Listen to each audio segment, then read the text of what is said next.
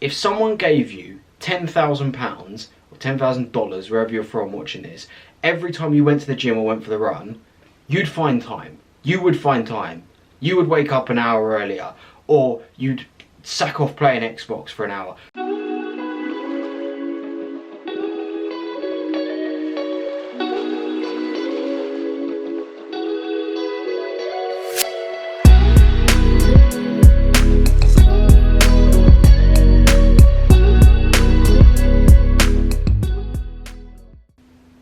Hello guys, how are we? For those of you new here, I'm a psychology student trained to be a therapist, so on this channel we talk about positivity, mindset, well-being, mental health and all things like that. So if that sounds of interest, stick around.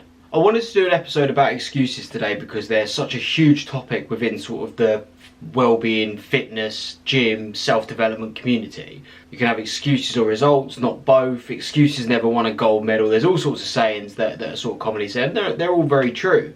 But the reason excuses are such a big topic is because they're such a huge part of our lives. Because they're very, very seductive. We're humans. We all make excuses. But the reason we make them is because excuses, like I said, are so seductive. The reason they're so seductive is because they're often very valid. Yeah, you do meet those people who come out of like the most BS excuses ever, and you just go like, you don't care. You have no interest in changing or making yourself better. Like, I didn't go for a run because I like grazed my finger or something like that. Like, those people have no interest in actually bettering themselves. They just say these things to keep up appearances in public, or try to, and try to make themselves feel better. I'm talking about people who genuinely want to change, but they've got these excuses that they completely believe, and the reason they believe them is likely because they're very valid. Finding the time for training and fitness, or starting your own business, or doing side hustles or whatever, if you're working full time, you're dating someone, you've got a social life, whatever it is, you're studying, before you even start on having kids or anything like that, it's incredibly difficult. Like, it may seem, with the way your life is set up at the moment, where do I find an extra hour or two a day to go to the gym, or go for a run, or meditate, or stretch, or whatever? It may genuinely seem like that, and because of that, you just go, well, that I'm not making excuses because they're true, because they're valid. And yeah, to an extent they are, but in a way, the fact that these things are hard, the fact that these things are difficult, they're difficult in themselves, but even finding the time for them is difficult. That's what makes them worth doing. That's what makes them special. The reason when we see someone in good shape, or someone who's started a business from nothing and has made themselves sort of self-sustainable and successful, the reason we respect that is because it is really difficult. Finding the time is difficult, but actually doing the thing's difficult as well. This is why I say excuses are often very valid. Like I said, having a full-time job, having a partner who you either live with or you have to travel a while to see, to make time for them. You don't want to neglect your friendships or your relationships. Those are all very valid excuses, but that doesn't make them right. That doesn't mean it gives you a free pass to not do what you know you need to be doing. It is possible to do all those things and still train, or whatever it is you need to do. We know that because people do it. I guarantee that job that you're working, where you say there's not enough hours in the day to go to the gym, I guarantee you there's someone who's working in that office with you who is in really good shape, or does have a side hustle, or that thing that you want to do that you say you haven't got enough time for. I guarantee you there's someone doing the same thing as you that does have that thing. And that should be a motivator, not a distract. That's not me saying, oh, you're crap, you're making an excuse, whatever. That's me saying that's a great thing, because you can look over and go, oh, I can do it, because they can do it. It would be way worse if everyone who had a 9-to-5 job was really out of shape, because they all go, well, we've all collectively agreed that there isn't time in the day to exercise. That would be terrible. But the fact that there's people who have done it shows to you that it can be done. You know, on this channel, I'm a huge advocate of asking people for advice, and it's something that, in a way, I was good at, in a way, I was bad at. I would never be shy to go and ask for advice from people. I was just always very bad at the people I picked to ask advice from, or more importantly, I ignored advice from the right people, if that makes sense. When people who I should have been listening to gave me advice, I ignored their advice, and because I only wanted to hear it from this person.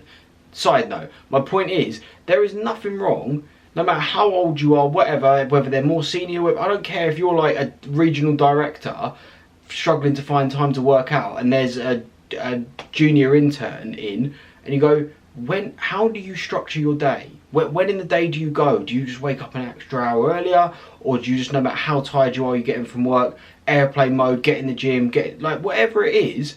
There is no shame in going and asking that person, because you're sitting there trying to figure something out on your own that someone else has already figured out. So, slight tangent, but bit of advice, I guess. Inspiration for this sort of episode came from video, it's not a TV show. It came from sort of two places. One, I've been re-listening to a lot of James Middleton's podcast. I think it's called Bouncing Back with James Middleton. He's very, very good. I talk about him a lot on this channel. But also it's something I've had in my life, what going on at the moment. I've got a job, and it sounds really, really weird, but because I've worked in offices from when I left school to when I went to university, used to get up at silly o'clock and commute into central London and commute back. Like, most of my day was gone a lot of the time. And again, I use that as an excuse when I didn't need to. But the job that I've got at the moment is the only job I've ever had in my life where you need to drive to work, and it's only like a half an hour drive. But it's half an hour drive to the middle of nowhere. And when I mean the middle of nowhere, I mean the middle of nowhere. And for the first few weeks of my job, I talked about it on here, it completely threw me. I was nearly being late every day. I was getting home from work and completely losing bearing of time, because I've been a student for 3 years before that now. I'd completely lost the rhythm of that 9 to 5. Another weird thing, I only get half an hour lunch break when I'd normally get an hour, which means not only is there nothing around, so if I need to go and do some personal chores or whatever, I don't get time to make any calls I need to make, like outside of work stuff, like little life admin bits. So it all built up to the end of the day. And I was getting home, I was coming home, writing my videos, filming my videos, doing little silly life admin bits, and you need to pop to the shops and do my food shopping, whatever it is. And every day I was getting to, it's like 9:30 and I haven't actually done anything today, and I'd completely lost my rhythm, and I started using it as an excuse. Like, hence I'm dressed like this.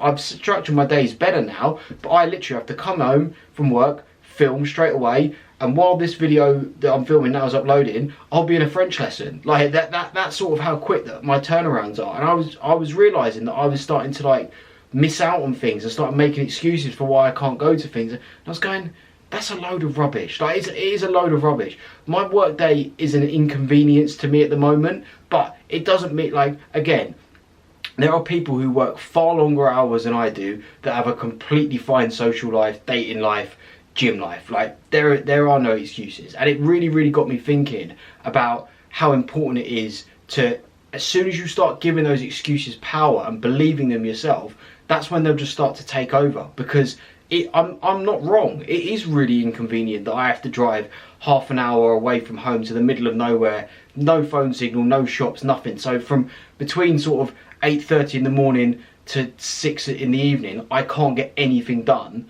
that requires me to talk to anyone or do anything. But if I just sat there and went, oh well, can't do it then, what use would that be? At the moment, like I said, at the moment, I've got my full-time job. I'm studying my degree, trying to build a YouTube channel, trying to build an Instagram page, taking French lessons, trying to set up my life coaching business and everything like that.